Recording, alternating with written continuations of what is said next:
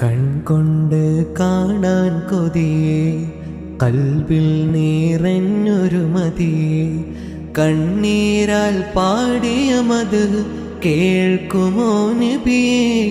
കനവിൽ കാണാനായി എൻ ഹൃദയം തേടുന്നു നിധിയേ. പാപങ്ങളേറെയുമുണ്ട്, പരിഹാരം ത്വയ്ബയിലുണ്ട്. പാദം മദീനയിൽ ചേർക്കാൻ വിളിക്കുമോ നൂറേ. പാപി എഴുതുന്ന വരികളൊന്ന് കാണുമോ ഖൈറേ.